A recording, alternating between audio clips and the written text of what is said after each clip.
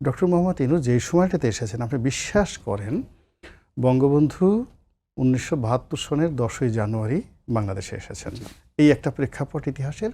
আর November মাসের 1975 সালের 7 তারিখে প্রেসিডেন্ট জিয়াউর রহমান ক্ষমতায় এসেছেন।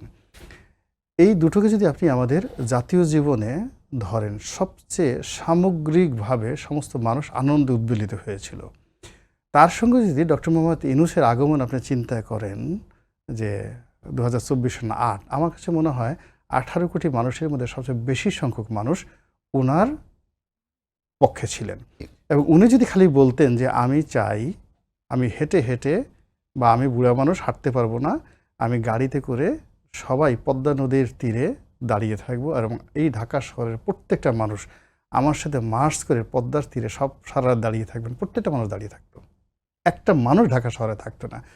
এই যে তার ভিতরে যে একটা হ্যামিলনের বাঁশিওয়ালা হওয়ার যে একটা প্রাকৃতিক সুযোগ ছিল, তার হাতে একটা বাঁশি দেওয়া হয়েছিল। এবং আপনি দেখেন 8 তারিখে আমরা এখন শুনি জেনারেল ওয়াকারুজ্জামানের সাথে তার সম্পর্ক ভালো না, বঙ্গভবনের সাথে তার সম্পর্ক ভালো না, এবং সে নানা রকম কথা বলবে যে আমার এই কথা আইজি শুনে না, ইত্যাদি ইত্যাদি শুনে না। কিন্তু তিনি যদি হুকুমটা 8 তারিখ, 9 তারিখ, 10 তারিখ তিনি যদি বলতেন আজকে ওয়াকারুজ্জামান বাদ, ওয়াকারুজ্জামান 1 মিনিট ক্যান্টনমেন্টে থাকতে পারতেন না।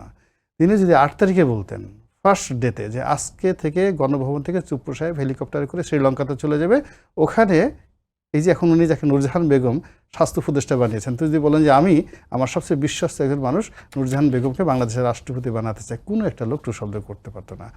এবং আপনি দেখেন আমরা সবাই বলি যে প্রথম দর্শনে যা কিছু হয়।